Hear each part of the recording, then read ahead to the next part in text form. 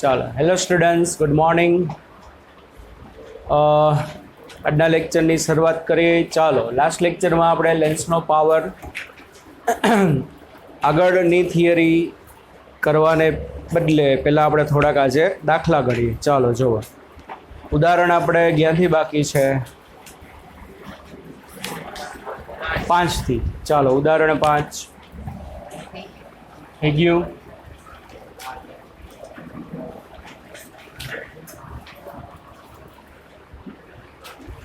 બે ટેક્સ્ટ બુકો આપો. ઉદાહરણ 5 થઈ ગયું હતું, કરાવ્યું હતું. ઉદાહરણ 6. ચાલો,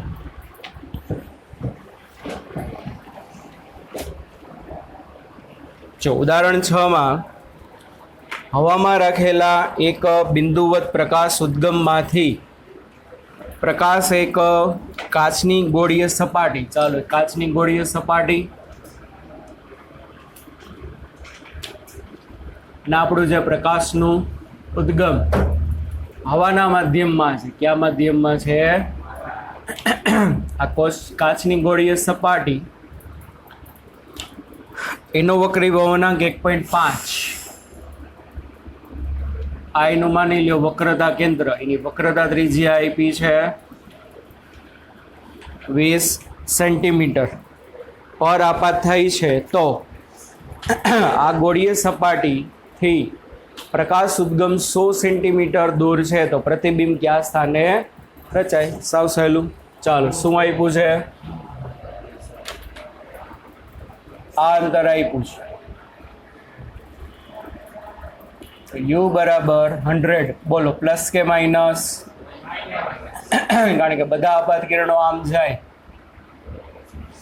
એટલે આપાત કિરણની દિશા જમણી બાજુ માપવું પડે, ડાબી બાજુ. એટલે યુ માઇનસ આર. બોલો, પ્લસ કે માઇનસ? આ એનું ધ્રુવ, આ એનું વક્રતા કેન્દ્ર, આ દિશામાં આપવાનું આપાત કિરણની, એટલે આર કેવો? પ્લસ. ચાલો, પછી આ વક્રી ભવનાંક દોઢ. હવા માટે શું દાશે? 1. ચાલો, પ્રતિબિંબ અંતર જોઈએ. શું સૂત્ર હતું ગોળીય સપાટી માટે? આપણે જાણીએ છીએ કે -n1/u પ્લસ બરાબર n2 - n1/r. n1 એટલે શું મૂકવાનું? પ્રકાશના કિરણો જ્યાંથી આવે, તો સપાટી ઉપર પ્રકાશના કિરણો હવામાંથી આવ્યા, એટલે 1. u બરાબર -100. n2 એટલે આનો વક્રી ભવનાંક 3/2. અને v આપણે ફાઇન કરવાનું છે. સામે n2 એટલે 3/2 - 1 છેદમાં r એટલે કેટલા? 20. ચાલો, શું થશે? આ 1/100 પ્લસ 3/2v. સામે 3/2 - 1 એટલે 1/2 છેદમાં 2 જાય એટલે 1/40. તો 3/2v બરાબર 1/40 - 1/100. રેડી? એટલે સામે કેટલું આવે?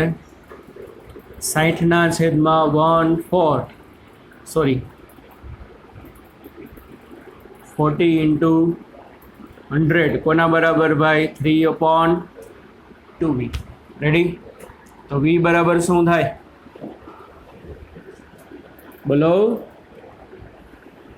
v બરાબર શું થાય? v ને કરતા બનાવો. 40 ઉપર 100 ઉપર 3 × 40 × 100 છેદમાં 60 નીચે, એટલે 2 × 60. એક બિંદુ કટ. 3 દૂને 6, 2 દૂને 4, 4 આના ભેગું કટ, તો v બરાબર +100. તો એનો મતલબ પ્રતિબિંબ આપાત કિરણની દિશામાં 100 સેન્ટીમીટર અંતરે રચાણું હશે. કેટલા રચાણું હશે? 100 સેન્ટીમીટર. રેડી ભાઈ? સમજાણું આટલું? ચાલો, સાવ સહેલું છે. આ બાજુ ક્યાં સુધી આવે છે?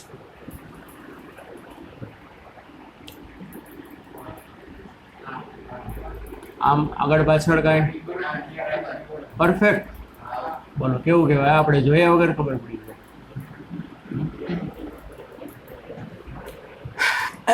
ચાલો આગળ ઉદાહરણ 7.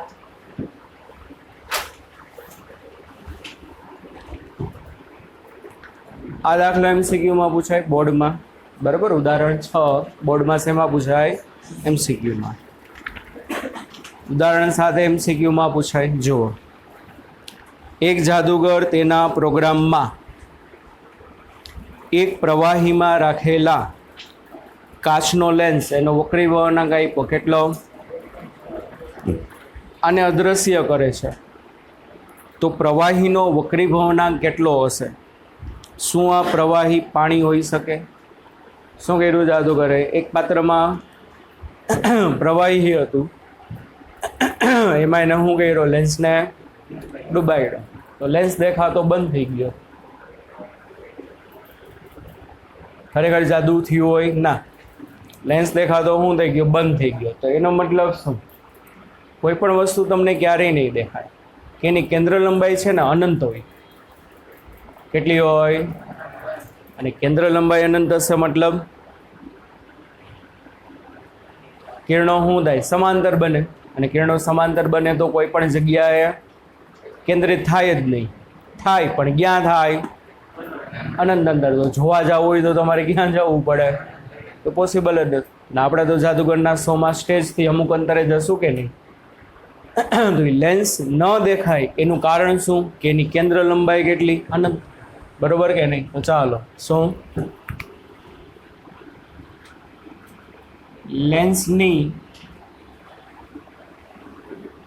કેન્દ્ર લંબાઈ અનંત થઈ જતા તે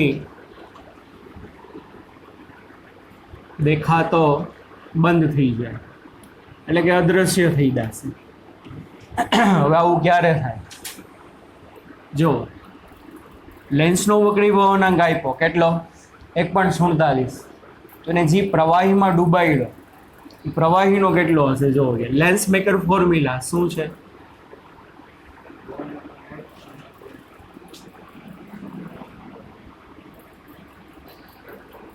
(1/f બરાબર n લેન્સ છેદમાં n મીડિયમ. આપણે n2/n1 લખતા ને, -1 ઇન્ટુ બ્રેકેટ 1/r1 -1/r2. તો કોઈ કહેશો કેન્દ્ર લંબાઈ 0 થવા માટે જમણી બાજુનું પદ શું થવું જોઈએ? સોરી, કેન્દ્ર લંબાઈ અનંત થવા માટે કેટલી થવા માટે? આ પદ શું થવું જોઈએ? અનંત થવું જોઈએ કે 0 થવું જોઈએ? અનંત ના થવું.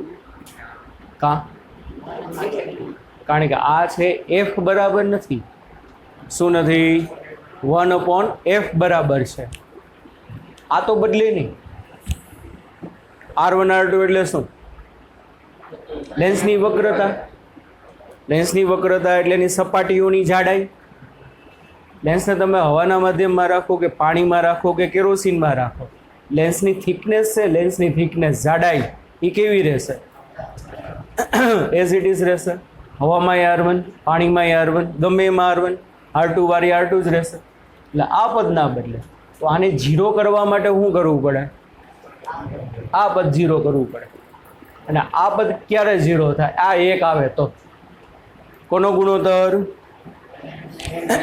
NL/NM કેવું થવું જોઈએ? 1 થવું જોઈએ. તો શું થશે? n lens upon n medium બરાબર 1. તો એનો મતલબ શું થશે? n મીડિયમ બરાબર શું થાય? n lens. તો એને જે પ્રવાહીમાં ડૂબાડ્યો હશે ને, પ્રવાહીનો વક્રી વળાંક કેટલો હશે? 1.47. કારણ કે જો તમે કિંમત મૂકો એટલે શું થાય? 1/f બરાબર NL ના છેદમાં NL, બેની વેલ્યુ સરખી. આ શું? 1/r1 -1/r2. એટલે આ થાય શું હકીકતે? 1 - 1 ઇન્ટુ 1/r1 -1/r2. 0 ગુણ્યા એટલે 1/f બરાબર 0. તો f બરાબર શું થાય? 1/0. એટલે કેન્દ્ર લંબાઈ કેટલી થાય? અનંત. આ યાદ રાખવાનું કે કોઈ પણ લેન્સની કેન્દ્ર લંબાઈ અનંત થાય ક્યારે થાય કે જ્યારે એ લેન્સને તમે શેમાં મૂકો, લેન્સનો જેટલો વક્રી વહનાંક હોય એટલા વક્રી વહનાંક વાળા જ માધ્યમમાં તમે મૂકો ને તો એની કેન્દ્ર લંબાઈ અનંત થઈ જાય, ને કેન્દ્ર લંબાઈ અનંત થઈ જશે એટલે દેખાતો કેવો થઈ જાય? બંધ. તો આપણે શું પૂછ્યું હતું? માધ્યમની એન કેટલી હશે? તો માધ્યમનો વક્રી વહનાંક કેટલો હશે? 1.47. પછી પ્રશ્ન એવો ભેગો પૂછ્યો કે આ માધ્યમ પાણી હોઈ શકે કે નહીં? કાં ના? કારણ કે પાણીનો વક્રી વહનાંક તો 1.33 છે. એને જે પ્રવાહીમાં ડૂબાડ્યું, પ્રવાહીમાં તમે કોઈ પણ કાચનો ટુકડો ડૂબાડો તો તમને દેખાય કે ના દેખાય? દેખાય જ. શું જોવા મળશે? આભાસી ઊંડાઈ જોવા મળે? જોવા મળે કે નહીં? શું જોવા મળે? પણ હાવ અદૃશ્ય થઈ જાય એવું બનશે નહીં. અદૃશ્ય થવા માટેની શરત શું? કાચના ટુકડાની જી શું હશે? એન હશે. એ જ એન કોની હોવી જોઈએ? મીડિયમની. તો આ વસ્તુ 0 થાય, તો એફ અનંત થાય, તો ઇમેજ ક્યાં રચે? અનંત અંતરે. મતલબ આ પ્રવાહી જે છે શું નહીં હોય? પાણી ના હોય, પણ આ છે ને ગ્લિસરીન હશે. ગ્લિસરીનનો વક્રી વહનાંક કેટલો હોય? આશરે 1.47 હોય. કેટલો હશે? આશરે 1.47 જેટલો. ગ્લિસરીન સાંભળ્યું છે ને ભાઈ? ગ્લિસરીન શેમાં ઉપયોગ થાય? ગ્લિસરીનનો ગ્લિસરીન હા સાબુમાં. શિયાળામાં જે બધા સોપ આવે એમાં લખેલું છે ગ્લિસરીન સોપ, કે જેથી કરીને ચામડી તમારી ફાટે ઓછી. બરાબર? ગ્લિસરીનનો શેમાં ઉપયોગ થાય? સાબુમાં. અને બીજું, મોઢામાં ચાંદા પડી ગયા હોય એની જે ટ્યુબ આવે ને, ઓલું જેલ આવે, એ જેલ ગ્લિસરીન હોય. બરાબર? એટલી મોંઘી ટ્યુબ લેવા જાઓ 50, 60, 70, 80 રૂપિયાની આવે. એને કરતાં શું કરવાની? 10 રૂપિયાની ગ્લિસરીનની ડબ્બી લઈ લેવાની, નાની એવી બોટલ આવે, એ તમે લગાડી દો ને તો મોઢામાં ગમે એવા ચાંદા પડ્યા હોય ને હાજર થઈ જાય. ઓમાં ખાલી શું હોય? પ્રોસેસ કરેલું ગ્લિસરીન હોય. આવડી ટ્યુબ જે છે 10 ગ્રામની 60, 70, 80 રૂપિયાની આવે. કેટલું મોંઘું પડે? એટલે 10 રૂપિયાનું નાનું એવું સીસીમાં આવે, મોઢામાં ચાંદા પડે લગાડી લ્યો. બીજે દિવસે સવાર ઉઠો, ચાંદા ગાયબ થઈ ગયા. જેટલું તીખું ખાવું એટલું ખાવ ને. ઘૂઘરા, વડાપાઉં, દાબેલી, જેટલું દબાવું એટલું દબાવો. હે તો કેટલું ખા રોજનું? કેટલી રોટલી ખા રોજની? 2. તું જાદુ 2 તો એટલું જાડું હો. ઓકે ભાઈ, તું કેટલી ખા? 3, 4 ખાવ. 5 ઉપર કોણ ખાય રોટલી? અરે વાહ, તારું તો દેખાય જ. કેટલી ખાઈ દે? 6, 7. કેવડી રોટલી હોય? ફુલકા રોટલી હોય. ઓ એવડી એવડી ખાઈ જાય ડેઈલી? વાહ સરસ. પછી સાંજે જમ કે નહીં? બપોરે જમવાનું, સાંજે જમવાનું. સાંજે ભાખરી કે એવું કાંઈ હોય તો કેટલું ખા? ખરેખર સારું કહેવાય. તું વહેલા 6 ઓલો હલે નહીં 6 રોટલી. તમારે કેવડી રોટલી હોય? એટલે ફુલકા રોટલી આવે આવડી ને, એક હાથમાં હમાઈ દે એવડી, એના કરતાં મોટી એવડી જ આવે. એટલે બારે હોસ્ટેલમાં ખાસ? બારે ઘરે જ બનાવે. પછી સાંજે જમ એટલું બધું? કેટલું જમી લે? 5 રોટલી ખા કે 5 ભાખરી? ભાખરી હોય તો કેટલી ખાઈ જાય? 1.5 ભાખરી. તારી કેપેસિટી તો ભાઈ સારી. સારું કહેવાય. ભાખરી ભેગું બધી શાક ને એવું બધું પાછું હોય ને, એ તો અંદર જાય અલગ. શાક ને દાળ ભાત ને ઘણું બધું, કે ખાલી એકલી ભાખરી? ખીચડી ને શાક ને બધું ચોરી. એક ડુંગળીનું સલાડ હોય, છાશ હોય, 1-2 અથાણા હોય, પાપડ હોય, નાનું નાનું કરીને કેટલું બધું ભેગું થઈ જાય. ચાલો, જે હોય આટલું સમજાઈ ગયું. તો લેન્સને જે માધ્યમમાં ડૂબાડ્યો એનો વક્રી વહનાંક આટલો, અને શું હોઈ શકે છે? ગ્લિસરીન. રેડી? એટલે આ પણ MCQમાં પૂછાય. ખાલી પરીક્ષામાં શું કરે? વક્રી વહનાંક બદલી નાખે. એક લેન્સ એવો છે કે જેનો વક્રી વહનાંક 1.7 છે, તો એને પ્રવાહીમાં ડૂબાડતા એ ગાયબ થઈ જાય છે. તો પ્રવાહીનો વક્રી વહનાંક કેટલો? કાંઈ ગણતરી નહીં કરવાની, ડાયરેક્ટ હું લખી નાખવાનું. લેન્સનો અને મીડિયમનો બેયનો કેવો હશે? સમાન 1.7. ચાલો. આગળ ઉદાહરણ 8 મોસ્ટ આઈએમપી 3 માર્કમાં પૂછાય. એમાં 3 અલગ અલગ ભાગ છે, ત્રણેયમાં અલગ અલગ ડેટા આપ્યા છે એટલે ગોટા ના કરતા. ચાલો પેલું શું કીધું છે, કાચના લેન્સ માટે કેન્દ્ર લંબાઈ 0.5 મીટર હોય તો લેન્સનો પાવર. ચાલો પેલું તો સાવ સહેલું.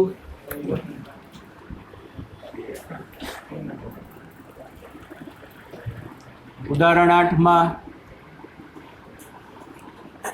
પેલું કીધું છે, એમાં કેન્દ્ર લંબાઈ 0.5 મીટર તો લેન્સનો પાવર P બરાબર 1/f એટલે 1/0.5 એટલે કેટલું આવે, 2 ડાયોપ્ટર હશે. કેટલું હશે, 2 ડાયોપ્ટર અથવા તો 2 મીટર ઇન્વર્સ. શું થાય, 2 મીટર ઇન્વર્સ. ચાલો પછી બીજું, જો બીજામાં શું કીધું છે કે ભાઈ દ્વિબહિર્ગોળ લેન્સ ની બંને બાજુઓની વક્રતા ત્રિજ્યા અનુક્રમે 10 અને 15 અને લેન્સની કેન્દ્ર લંબાઈ 12. પહેલા પ્રશ્નનો ડેટા ભેગો નહીં, કારણ કે પહેલામાં કેટલી આપી છે 0.5, આમાં કેટલી આપી છે 12 સેન્ટીમીટર હોય તો લેન્સના દ્રવ્યનો વક્રીભવનાંક કેટલો. ચાલો બીજામાં દ્વિબહિર્ગોળ લેન્સને 2 કેન્દ્ર લંબાઈ હોય, R1 બરાબર છે 10, R2 બરાબર છે 15, એની કેન્દ્ર લંબાઈ છે 12. હવે ખબર પડવી જોઈએ ભાઈ, શું બહિર્ગોળ લેન્સની કેન્દ્ર લંબાઈ હંમેશા ધન હોય. જો આમાં નિશાની ખોટી મૂકશો તો જવાબ નહીં આવે. એટલું યાદ રાખવાનું, જ્યારે બહિર્ગોળ કહે ને ત્યારે R2 માઇનસ મૂકી જ દેવાનું. બહિર્ગોળ કહે ત્યારે શું કરવાનું, R2 ની વેલ્યુ માઇનસ મૂકી જ દેવાની. યાર સિમ્પલ વસ્તુ છે. જુઓ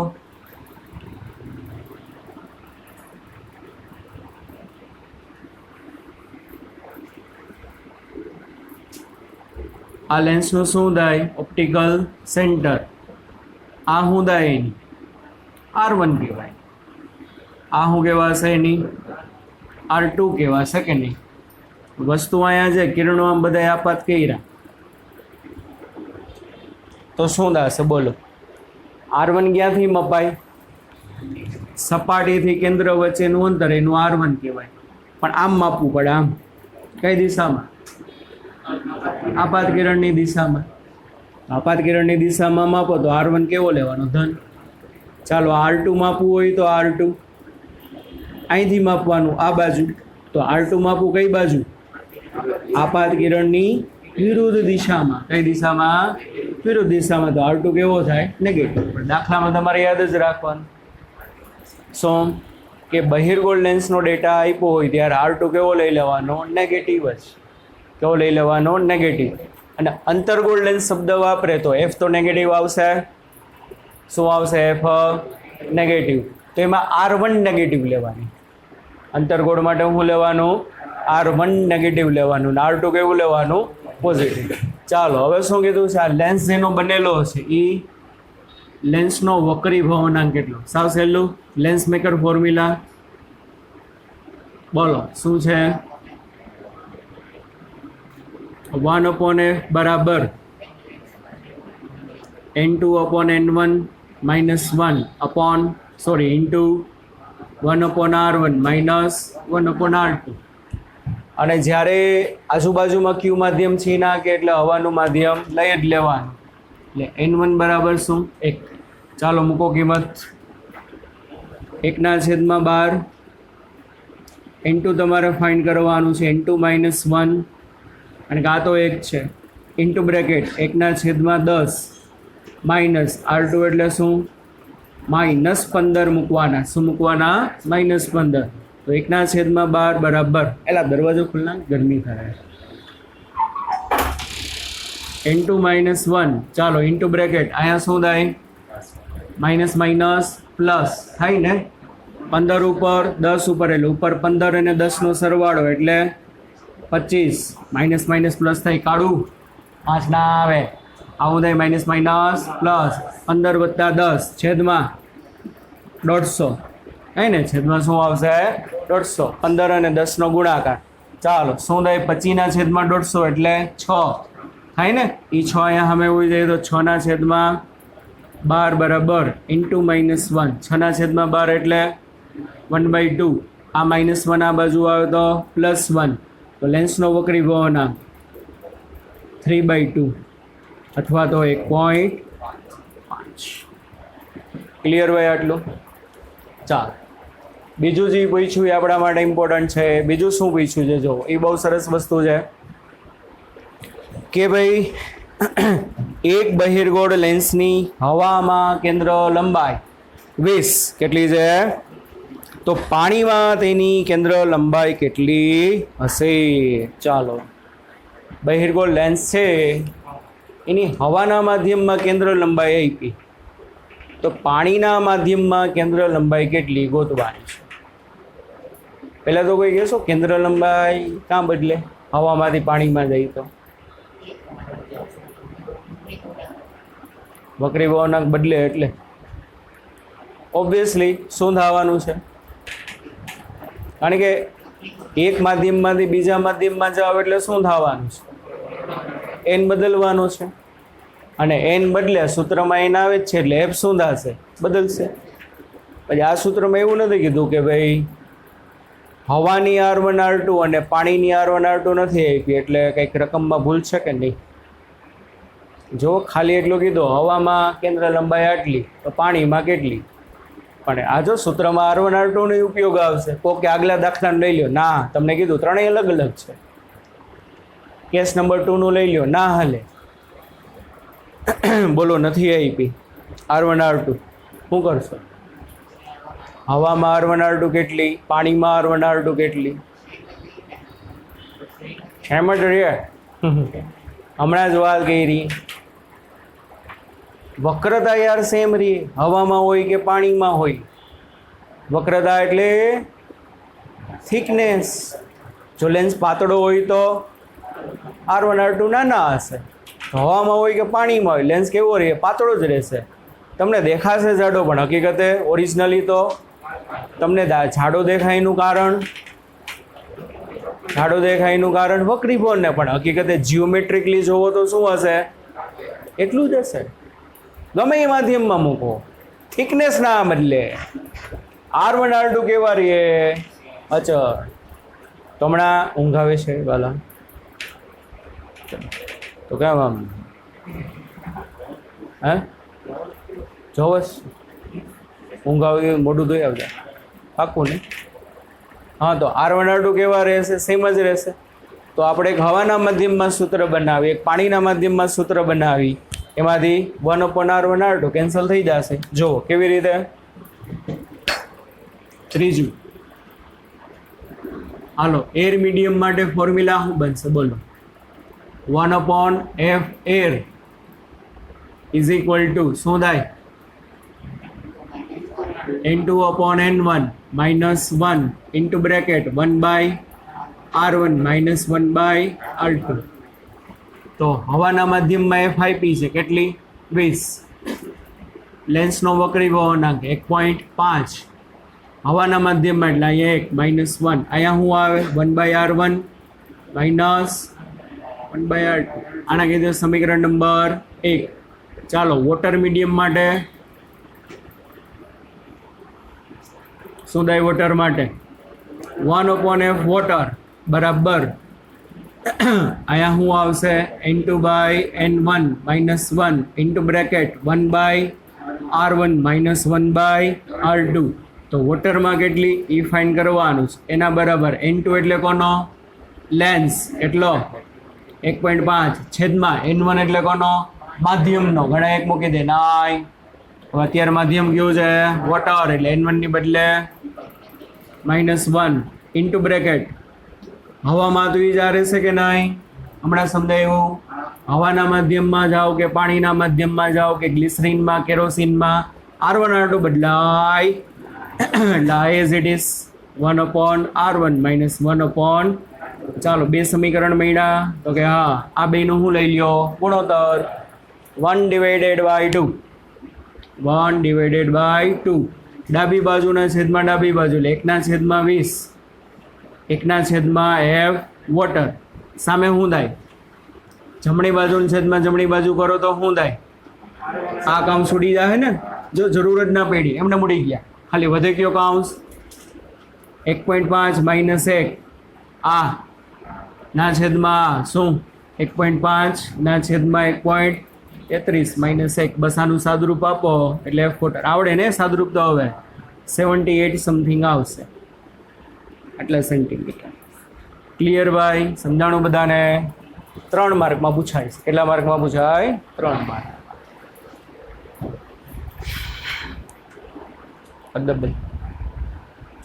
બંધો.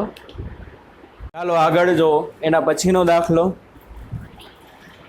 ઉદાહરણ નંબર 9 AIMP. એમાં જો 3 લેન્સનું કોમ્બિનેશન આપેલું છે.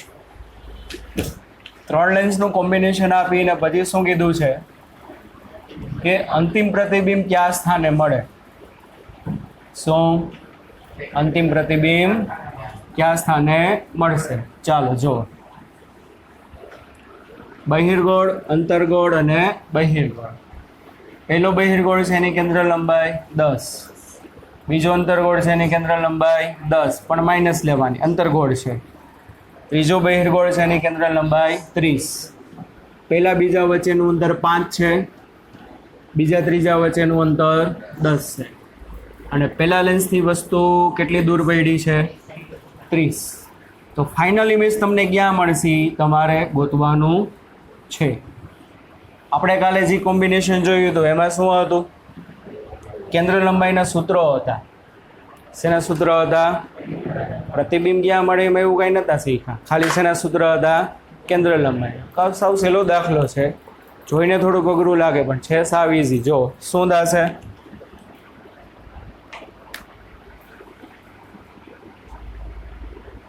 નવ ને? જો 3 લેન્સ,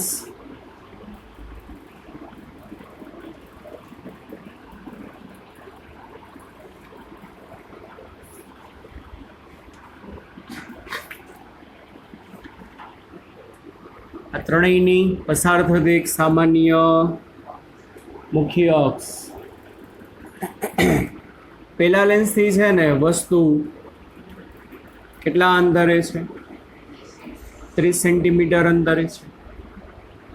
પહેલો લેન્સ છે એની કેન્દ્ર લંબાઈ 10, બહિર્ગોળ છે એટલે પ્લસ, આંતરગોળ છે એટલે એની -10, આ પાછું બહિર્ગોળ છે એટલે એની 30. સમજજો, આ બે લેન્સ વચ્ચેનું અંતર 5 અને આ બે લેન્સ વચ્ચેનું અંતર 10, એટલે એના ઓપ્ટિકલ સેન્ટર વચ્ચેનું અંતર હોય. કોનું હોય? ઓપ્ટિકલ. પહેલા લેન્સથી વસ્તુ 30 સેન્ટીમીટર મૂકી તો ફાઇનલ ઇમેજ ક્યાં મળે? સાવ સહેલું. કયો કન્સેપ્ટ આવશે? કોઈ કહેશો? શું કરશો? કેવી રીતે મળશે?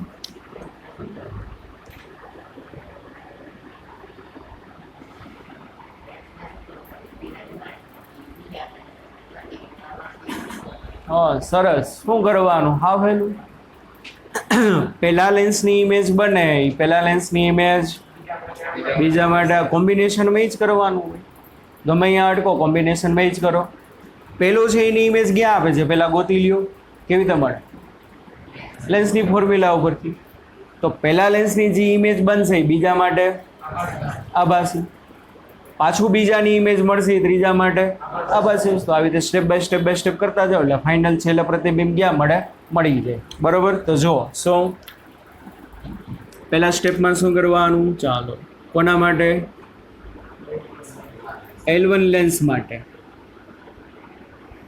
ચાલો U બરાબર 30 કે -30, મૂળ કિરણો જ બધા ધ્યાનમાં લેવાના, બધા માટે એમ જ કિરણો આમ જાય, મૂળ કિરણની દિશા ધ્યાનમાં લેવાની. ચાલો U બરાબર આપાત કિરણ આમ માપવાનું આમ -30, એનો F +10.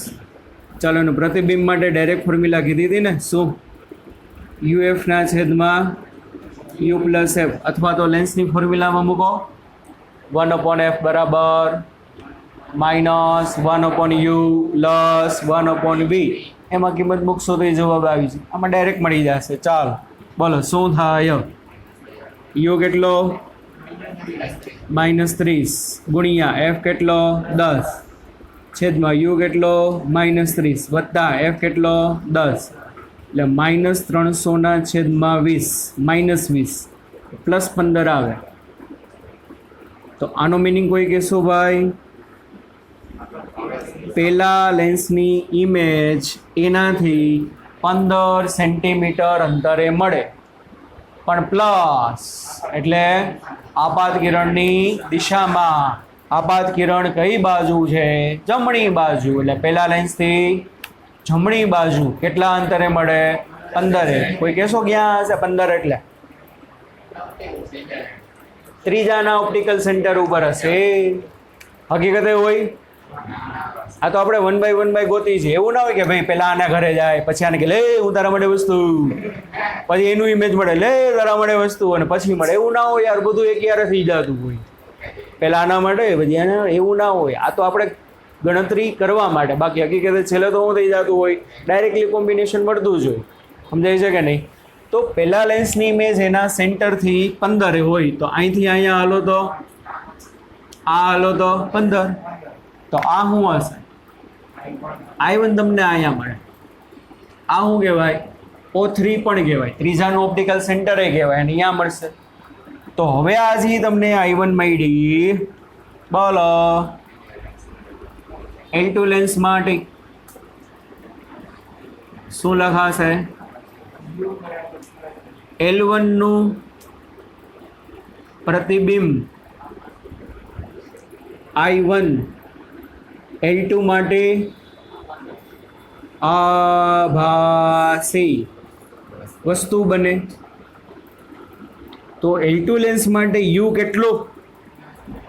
એના ઓપ્ટિકલ સેન્ટરથી અંતર માપવાનું. ચાલો તો આના ઓપ્ટિકલ સેન્ટરથી અંતર માપો તો આ કેટલું? 10. પ્લસ કે માઇનસ? કેમ ભાઈ પ્લસ? આમ માપવાનું છે આમ, અને આ બાજુ બધા આપાત કિરણો ગયા છે. આપણે અરીસામાં કીધું હતું, અરીસામાં યુ ઇઝ ઓલવેઝ નેગેટિવ, પણ મેં તમને કીધું લેન્સમાં એવું જરૂરી. લેન્સમાં અમુક સમય પોઝિટિવ આવશે, અમુક સમય કેવું આવે?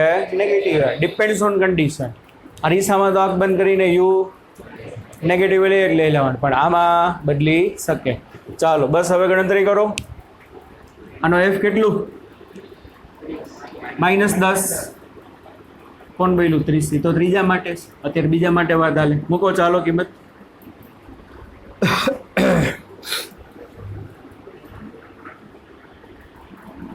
V is equal to UF ના છેદમાં U પ્લસ F. તો V ઇઝ ઇક્વલ ટુ બોલો U કેટલો? 10 ગુણ્યા -10, -12 લખું, છેદમાં U કેટલો? 10, F કેટલો? -10. તો કેટલું આવે? V બરાબર -100 ના છેદમાં 0. એટલે -ઇન્ફાઇનાઇટ. ના ભાઈ ખાલી ઇન્ફાઇનાઇટ નહીં, -ઇન્ફાઇનાઇટ. ચાલો તો શું જ્યાં હશે? આપાત કિરણની વિરુદ્ધમાં. આના માટે ઇમેજ ક્યાં મળશે? અનંત અંતરે મળે, I2 મળે. તો હવે I2 શું થાય? બીજા લેન્સની ઇમેજ પહેલા માટે ત્રીજા માટે આભાસી વસ્તુ બને, તો આપણે લખી શકીએ. કોના માટે? L3 માટે. L2 નું પ્રતિબિંબ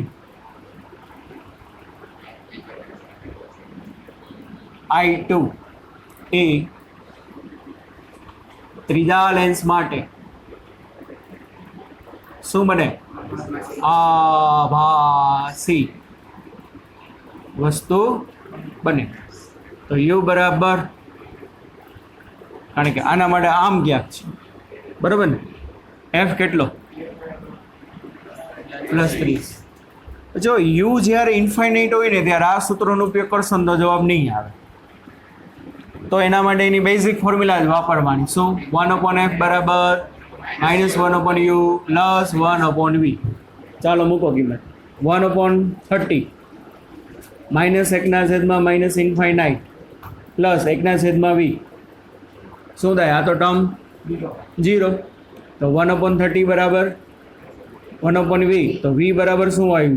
+30 સેન્ટીમીટર. આનો મતલબ શું?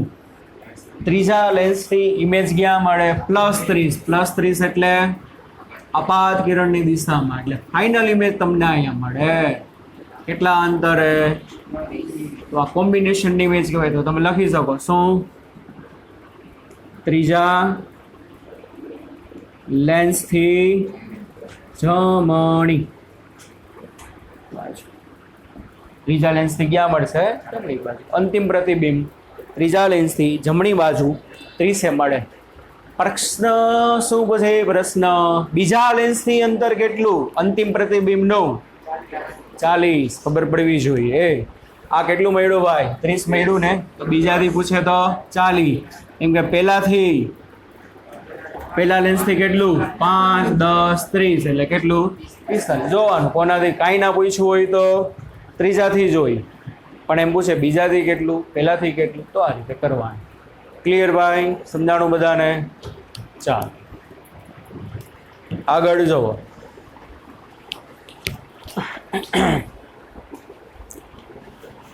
ઓલું મિરર અને લેન્સનું કોમ્બિનેશન વાળું ટોપિક કરાવ્યો હતો કે બાકી છે? બાકી છે. આપણે ખાલી લેન્સના જ જોયા હતા.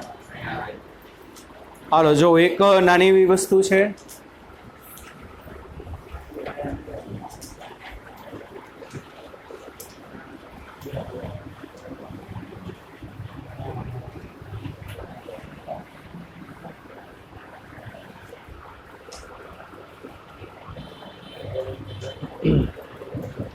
સમજાય ને સમજાય, ના સમજાય તો બોર્ડમાં તો નહીં આવે, પણ નીટ માટે ઇમ્પોર્ટન્ટ છે, જી માટે ઇમ્પોર્ટન્ટ છે. બાકી તમારાનો પ્રયોગ આવશે, બેઠે બેઠો પ્રયોગ આવશે. બરાબર? જો શું છે સમજો.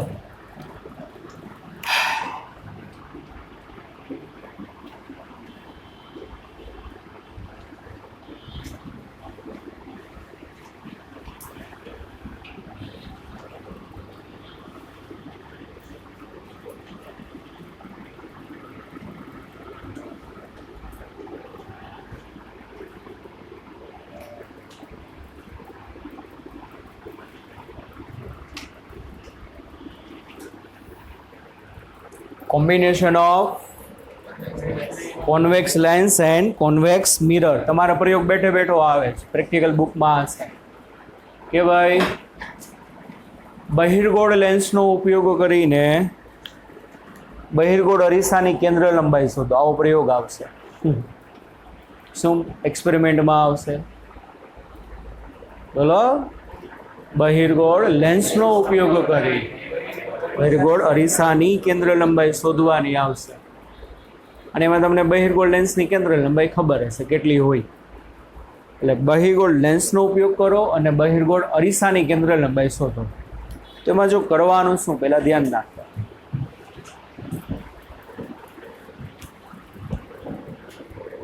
પહેલાં શું કરશો? અહીંયા તમે એક જે બહિર્ગોળ લેન્સ જે છે જેની કેન્દ્ર લંબાઈ કેટલી છે એનાથી વસ્તુ જે છે માની લ્યો તમે યુ જેટલા અંતરે રાખી. કેટલા અંતરે? યુ. એટલે વસ્તુમાંથી આ કિરણ આવે, આમ એ કિરણ વક્રીભવન પામીને અહીંયા શું આપશે તમને? ઇમેજ આપે. અનંત અંતરે ના મળે. એફ ઉપર મૂક્યો હોય તો અનંત અંતરે મળે, એફ ઉપર નથી મૂક્યો. સમજાય છે? એટલે પેલું કામ તમે અહીંયા શું કરશો કે ભાઈ બહિર્ગોળ લેન્સ રાખશો, સામે એક વસ્તુ રાખશો અને સામે એની ઇમેજ મેળવી લેશો. ઓકે સર, ઇમેજ કેવી રીતે મેળવાય એ તમને સર શીખવાડશે. અત્યારે શીખવાડવું અઘરું છે. માની લો આ 30 મૂકી હોય ને સામે ઇમેજ 50 મળતી હોય ને ક્યાં મળતી હોય, તો અહીંયા તમે પડદો રાખો ને તો ખરેખર તમને પડદા ઉપર ઇમેજ દેખાય. સામે માની લો લેન્સથી સામેની બાજુ 30 સેન્ટીમીટર અંતર એક નાનો બલ્બ રાખ્યો છે. શું રાખ્યો છે? નાનો બલ્બ. તો એ તમારી શું કહેવાય? ઓબ્જેક્ટ કહેવાય. બલ્બ શું કહેવાય? તમારી ઓબ્જેક્ટ. કેટલા એ રાખી? 30. ફોર્મ્યુલામાં મેં બધી વેલ્યુ મૂકી. યુ ખબર હતો, એફ ખબર હતો. જવાબ આવ્યો વીનો કેટલો? 50. તો આ બાજુ પડદો છે ને, તમે 50 રાખો ને તો પડદા ઉપર મસ્ત મજાનું એક પ્રકાશિત ટપકું જોવા મળે. કારણ કે બલ્બ કેવું છે? બિંદુવત. તો અહીંયા પ્રતિબિંબે કેવું મળે? બિંદુવત. એ પડદાને છે ને 50 સિવાયના અંતરે રાખશો ને તો એ પડદા ઉપર પ્રકાશના ધબ્બા જોવા મળે. પરફેક્ટ ક્લિયર નહીં દેખાય. એ નથી સમજાય. ઘણી બધા આપણે ચક્કર જેવું આવે ને બધું ડબલ દેખાય કે નહીં? એકદમ ક્લિયર ના દેખાય. શું થઈ ગયું ખબર ના પડે. ફોરે મોમેન્ટ કંઈક થઈ જાય આમ બેસી જાય. બરોબર કે નહીં? એકદમ માની લો 50 જવાબ આવ્યો તો પરફેક્ટ તમે 50 સ્ક્રીન મૂકો ને મસ્ત મજાની ઇમેજ જોવા મળે. આ જ વસ્તુ કેમાં યાર ઉપયોગ થાય? પ્રોજેક્ટરમાં એ જ હોય, પડદો હોય. પણ એમાં શું હોય? પડદાને આગળ પાછળ ના કરી શકો. પડદો તો દિવાલ ઉપર ફિક્સ હોય. પ્રોજેક્ટર અહીંયા હોય તો અહીંયાથી ખબર ઓલું ફોકસ કરે, આગળ પાછળ કરે, આગળ પાછળ. તો અહીંયા વચ્ચે લેન્સ હોય, અહીંયા પડદો હોય અને લેન્સની પાછળ પિક્ચરની રીલ જાતી હોય જે તમને દેખાડવાનું હોય. તો પિક્ચરની જે રીલ જાતી હોય એને શું કહેવાય? ઓબ્જેક્ટ. શું કહેવાય એને? ઓબ્જેક્ટ. એ ઓબ્જેક્ટની ઇમેજ તમને અહીંયા દેખાય. પણ એ લેન્સને આગળ પાછળ કરવું પડે કે નહીં? પરફેક્ટ એના વી જેટલા અંતરે ના હોય તો લેન્સ અને પડદા વચ્ચેનું અંતર વી ના હોય તો અહીંયા તમને પિક્ચર ક્લિયર દેખાય છે? નથી દેખાતું. હા કે ના? સમજાય છે કે નહીં? ઓકે. પણ પ્રેક્ટિકલમાં એવું નહીં કરવાનું. હાલો પડદા લેવાનું, પડદા મૂકવાનું. પ્રેક્ટિકલમાં પ્રેક્ટિકલમાં જે તમારે આવશે દ્રષ્ટિ સ્થાન ભેદની રીત. કઈ રીત આવશે? દ્રષ્ટિ. એ કેવી રીતે? બહુ અઘરું થોડુંક સમજાવું. એ પ્રેક્ટિકલ ખરેખર કરો તો તમને સમજાવી ગયા અહીંયા. પણ આ યાદ રાખજો. એમાં શું હશે? દ્રષ્ટિ સ્થાન ભેદ. તો પેલું કામ તમે શું કરશો? બહિર્ગોળ લેન્સ એનાથી માની લો કેટલા અંતરે? યુ જેટલા અંતરે વસ્તુ મૂકી. સામેની બાજુ શું કરવાની? એની ઇમેજ મેળવવાની. એ ઇમેજ ડિસ્ટન્સ તમારે માપી લેવાનું કેટલું આવ્યું. સમજાય છે? શું માપી લેવાનું? હવે જુઓ, બહિર્ગોળ અરીસાને લેન્સ અને ઇમેજની વચ્ચે એવી જગ્યાએ મૂકવાનો. કેવી જગ્યાએ મૂકવાનો? એવી જગ્યાએ કે મિરર દ્વારા પરાવર્તિત થતું કિરણ પાછું ઓ ઉપર જ મળે. એટલે ઇમેજ તમને પાછી ક્યાં મળે? ફાઇનલ ઇમેજ જ્યાં વસ્તુ હતી ને ત્યાં જ મળે. ફરીથી મિરરને. ક્યાં મિરરને? બહિર્ગોળ અરીસાને. બહિર્ગોળ લેન્સ અને પ્રતિબિંબની વચ્ચે એવા સ્થાને મૂકો. કેવા સ્થાને મૂકો? એવા સ્થાને કે અરીસા દ્વારા પરાવર્તિત થયેલું કિરણ ને કારણે જે ઇમેજ મળે ને ઇમેજ પાછી ક્યાં મળે? તમને ઉપર જ મળે. જ્યાં વસ્તુ હોય ને ત્યાં જ પાછી શું કરવી પડે? મળવી પડે. એવું ક્યારે થાય? કોઈ કહેશો? આ બહિર્ગોળ હું મૂકો, માની લો લેન્સથી ડી જેટલા અંતરે મૂકો. કેટલા અંતરે મૂકો? દેખાય છે? જો શું થાય? આ જી કિરણ હવે અહીં લગી પહોંચે પેલા કે ના? ના પહોંચે. ના હોત તો પહોંચે. પણ હવે આ એના માટે આભાસી બને. શું બને? આ એના માટે આભાસી વસ્તુ બને. લેન્સનો પ્રતિબિંબ અરીસા માટે આભાસી વસ્તુ બને. લેન્સ વચ્ચે મૂકશો તો કિરણ અહીં ના જાય. આ કિરણ અહીં અરીસા પર આમ ભટકાણા. આ શું કહેવાય? અરીસાની સપાટીને દોરેલો લંબ. તો યાદ કરો આગલી થિયરી. જો કોઈ કિરણ લંબની દિશામાં આપાત થાય ને તો લંબની દિશામાં પાછું પરાવર્તિત થઈ જાય. જે રસ્તે આવ્યો તો એ રસ્તે પાછો, અને એ રસ્તે પાછું આવે એટલે શું થાય? ઇમેજ તમને અહીંયાની અહીંયા મળે કે નહીં? પણ આવું ક્યારે થાય? કે લેન્સ દ્વારા વક્રીભૂત થયેલું કિરણ અરીસા ઉપર લંબની દિશામાં આપાત થાય. કઈ દિશામાં આપાત થાય? તો શું થશે? લંબની દિશામાં આપાત થયો હોય તો એટલા જ એંગલ, કારણ કે લંબની દિશામાં આપાત થયો તો આપાત કોણ કેટલો? 0. આપાત કોણ કેટલો? તો પરાવર્તન કોણે કેટલો? 0. જે રસ્તે ગયો તો એ રસ્તે ભાઈ પાછા, અને પાછા પાછું અહીંયા ઇમેજ મળશે કે નહીં? તો આ શું છે? અરીસાનો લંબ છે કે નહીં? હવે કોઈ કહેશો અરીસાનો લંબ ક્યાંથી પાસ થાય? સી માંથી. અરીસાનો લંબ ક્યાંથી પાસ થાય? તો મતલબ આ ઇમેજ એનું સી હશે. કોનું સી? લેન્સનું કે અરીસાનું? અરીસાનું. તો આ અંતર કેટલું થાય બાળકો? આર થાય કે નહીં? કેટલું થશે? અંતર આર થશે. બરોબર. તો પહેલી નોંધ શું લખીએ છીએ આપણે કે ભાઈ શું લેન્સ દ્વારા